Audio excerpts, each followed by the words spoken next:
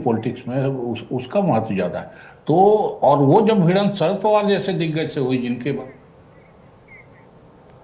और अब हम तस्वीर अपने दर्शकों को दिखा रहे हैं। जो ये विमान था जिस पर सवार थे अजीत पवार, ये लियर जेट 45 विमान था जो कि एक प्राइवेट चार्टर्ड प्लेन था। और इसकी जो खासियत है वो हम आपको बता देते हैं। लंबी रेंज है, एक बार में लगभग 3700 किलोमीटर तक उड़ान भर सकता है और 860 से 870 किलोमीटर पर आवर की इसकी जो स्पीड रहती थी। इसकी एक तमाम क्षमताओं का हम जिक्र कर रहे हैं। बिजनेस ट्रैवल के लिए इसका इस्तेमाल हो सकता था, वीआईपी मूवमेंट के लिए इसका इस्तेमाल होता है, मेडिकल इमरजेंसी के तौर पर भी इस प्लेन का इस्तेमाल होता है। आरामदायक सीटें हैं, शॉर्ट रनवे से टेक ऑफ, शांत और जो इसका महफूज एक केबिन, ये तमाम खासियतें हैं। इसके अलावा इसके इंजन की अगर बात कर ली जाए तो यहाँ पर 2 पावरफुल इंजन इसमें हैं। इसके साथ ही तेज टेक ऑफ और बेहतर कंट्रोल और बैलेंस के लिए भी इस विमान को जाना जाता है। लेकिन आज ये हादसे का शिकार हुआ, इसलिए तमाम तरह के जो प्रश्न चिन्ह है वो लग रहे हैं। लेकिन जो वो कंपनी है जो VSR एविएशन है जो इसे ऑपरेट कर रही थी, उसने ये बताया है कि हो सकता है कि विजिबिलिटी कम होने की वजह से हादसा हुआ हो, लेकिन ये जांच का विषय है। फिलहाल इसी विमान की हम तस्वीर आपको दिखा रहे हैं जिसमें सवार थे अजीत पवार।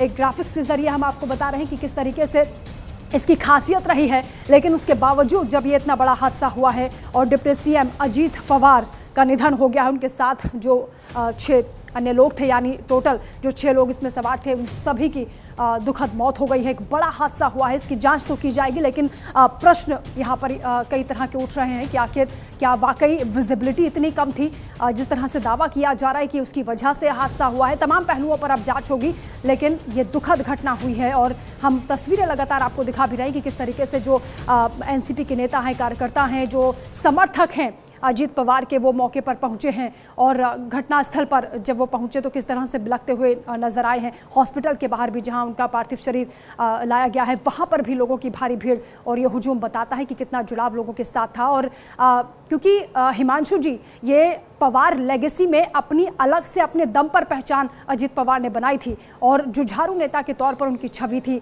लोगों के घर घर तक उनकी पहुंच थी। आज भी वो लोगों से मिलने जा रहे थे, 4 जनसभाएं करने वाले थे। देखिए, एनसीपी की जहां तक बात है ना, और महाराष्ट्र के राजकारण की, महाराष्ट्र के राजकारण में शरद पवार की कांग्रेस पार्टी का एक वजूद था, क्योंकि शरद पवार आइडियोलॉग थे और Ajit Dada Pawar was a work horse, जिसे हम कहते थे पार्टी का काम करना, लोगों का काम करना। इसीलिए आप देख रहे हो संगठन की भीड़ बहुत बड़ी है उनके साथ। और उन लोगों के लिए एक बहुत बड़ी दिक्कत हो गई। एक तरफ उनकी पार्टी के जो आइडियोलॉग है, आज तो 2 भाग हो चुके हैं, शरद पवार गुट और अजीत पवार गुट, मगर ज्यादा करके एनसीपी के जो कार्यकर अजीत दादा पवार के साथ में है या शरद पवार के साथ में भी थे, उनके लिए एक बहुत बड़ी विडंबना हो गई कि अब वो क्या करें। देखिए, पार्टी का वर्कहॉर्स जब चला जाता है ना, तब एक शून्यावकाश पैदा होता है, और ये शून्यावकाश आपको एनसीपी में अगले दिनों में देखेगा। देखिए, दोनों को एक करने का, एकजुट करने का प्रयत्न हो रहा था, प्रयत्न होगा भी, मगर क्या आप समझते हैं कि 85-87 साल ओवर द हिल वाला जो आइडियोलॉग नेता है, वो जिस तरह से अजीत दादा पवार अपने पार्टी के लोगों को और अपने लोगों को बारावती में संभालते थे, एक एक व्यक्ति को वो जानते थे और उनकी जो उनके जो कार्य होते थे ना, उनको वो खत्म करते थे। इसी वजह से शायद राज्य के राजकारण में उनकी अहमियत ज्यादा बन गई। राष्ट्रीय राजकारण की बात नहीं कर रहा हूं, मगर महाराष्ट्र के राजकारण का जहां तक सवाल है, Ajit Dada Pawar was a work horse who wanted to stay near the power. सत्ता के गलियारों में भटकने वाले आत्मा की तरह अजीत दादा आपको हर जगह दिखते थे। पिछले 15 साल के अंदर 5 बार कोई नायब मुख्य प्रधान ऐसे ही नहीं बन जाता। बिल्कुल। और ये जो नायब मुख्य प्रधान बनने के बाद जो एनसीपी का आजकल जो भी वजूद है, आप नकार नहीं सकते।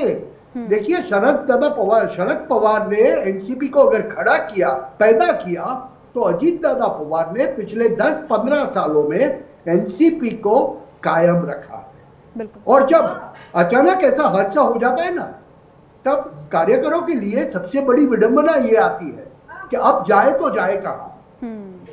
राहबर तो कोई ना कोई निकल आएगा पार्टी का, मगर क्या वो उसी तरह काम कर पाएगी?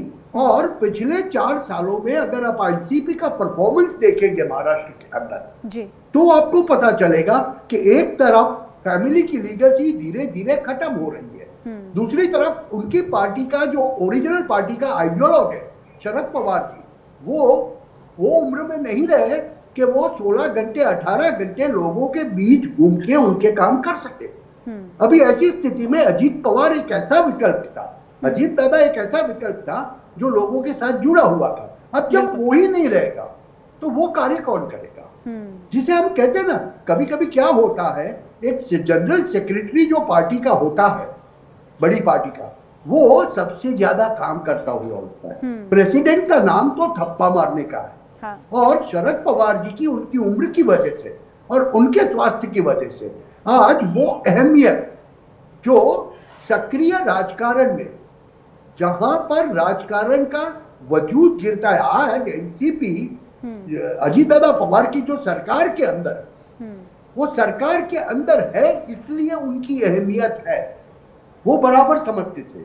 मगर अब उन कार्यकरों के लिए जब उनका नेता ही नहीं रहेगा तो क्या वो एक हो पाएंगे अपने आइडियोलॉजी? बिल्कुल बिल्कुल, उनके सामने एक बड़ा संकट है और कई राजनीतिक सवाल हैं कि भविष्य में अब आगे क्या होगा, एक बड़ा प्रश्न चिन्ह लग गया है। डॉक्टर वंदना जी, जिस तरीके से पूरा हादसा हुआ है, तस्वीरें विचलित कर रही हैं और जो समर्थक हैं, कार्यकर्ता हैं, उनका तो मनोबल टूटा ही है, लेकिन कई बड़े सवाल यहाँ पर उठ रहे हैं कि अब आगे जो शरद पवार का परिवार था, अभी कुछ दिन पहले ही बीएमसी इलेक्शन के लिए एकजुट हुए थे, लेकिन अब आगे क्या होगा?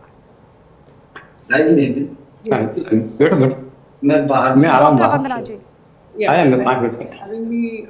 ऑन योर शो, शुक्रिया आपका। तो ये बहुत ही दुखद है घटना जो हुई है सुबह। एंड जैसे मैंने आपको बताया कि ये जो लियोजेट 45 है, ये बहुत ज़्यादा यूज़ होता है वीआईपी मूवमेंट के लिए, डिग्निटरीज की मूवमेंट के लिए। एंड इसका क्लियर कारण निकलेगा क्योंकि ये क्रैश क्यों हुआ, किस वजह से हुआ, बट जो सामने आ रहा है that is that pilot clearly said that negative on approach, that they could not see the runway, it was negative. जो उनकी शुरुआत रही हमेशा महाराष्ट्र के लोगों की, उन्होंने सेवा और खिदमत करने की कोशिश की। जो लोग उन्हें जानते हैं और जिन्होंने उनका काम करने का तरीका देखा, वो ये जानते थे कि एक बहुत ही काबिल एडमिनिस्ट्रेटर के तौर पे जाने जाते थे और एक अच्छे पॉलिटिकल वर्कर। बहुत कम उम्र में उनकी मृत्यु हो गई है और मैं अपने तरफ से, अपने पिता, अपने वालिद के तरफ से पवार साहब को, सुप्रिया को, उनकी तमाम ख़ानदान को इस मुश्किल घड़ी में हम अफसोस और ताज़ियत का इजहार करते हैं। सर, ये लगातार जो प्लेन क्रैश हो रहे हैं, हम आए दिन देख रहे हैं, इसमें क्या कहेंगे? मतलब अब हर एक प्लेन क्रैश का अलग अलग वजह। इस प्लेन क्रैश में क्या हुआ, अभी शायद हम में से किसी को इस पर टिप्पणी करनी नहीं चाहिए। में तहकीकात हो, इंक्वायरी हो, उसके बाद पता चलेगा क्या जहाज़ में ख़राबी थी, क्या मौसम ख़राब था, कोई और वजह थी, आखिर देखते हैं। लेकिन मौत मौत है ना, किसकी मौत कहाँ लिखी हुई है, कैसे लिखी हुई है, ये आप और मैं नहीं जानते, ये सिर्फ ऊपर वाला जानता है। और अफसोस की बात यह है कि उस जहाज़ में जो लोग इस दुनिया को छोड़ गए, उनके लिए इतना ही वक्त मुकर्रर किया गया था। सर, बीते कल अखिलेश यादव कोलकाता आए थे, मुख्यमंत्री से मुलाकात हुई, उन्होंने कहा है कि बीजेपी के खिलाफ जो लड़ाई है, इसकी मुखिया ममता बनर्जी बन सकती है, वही बीजेपी को चैलेंज कर सकती है। आप क्या कहेंगे? तो जम्मू कश्मीर के मुख्यमंत्री उमर अब्दुल्ला को आप सुन रहे थे, जिन्होंने ये बताया कि किस तरीके से ये दुखद हादसा हुआ है और उन्हें भी इससे पीड़ा पहुंची है। और ये तस्वीरें भी उस दौरान के हम आपको दिखा रहे हैं जिस वक्त ये हादसा हुआ, प्लेन क्रैश हुआ, ज़ोरदार उसमें आग लगी और उसके बाद धुएं का गुबार उठता हुआ नजर आया, सब कुछ जलकर राख हो गया। हमारे साथ खास मेहमान लगातार जुड़े हैं, डॉक्टर वंदना, जिस बारे में हम जिक्र कर रहे थे कि अभी अब आगे जो राजनीतिक भविष्य होगा पार्टी का वो क्या होगा, और तमाम तरह के सवाल यहाँ पर इसलिए भी उठ जाते हैं क्योंकि 2029 की तैयारियाँ शुरू हो गई थी। अजीत पवार उसको लेकर विचार मंथन करना शुरू कर चुके थे, लेकिन अब सारे ये प्रश्न खत्म हो गए हैं। एब्सोल्युटली, ये बहुत दुखद बात है। अब उनका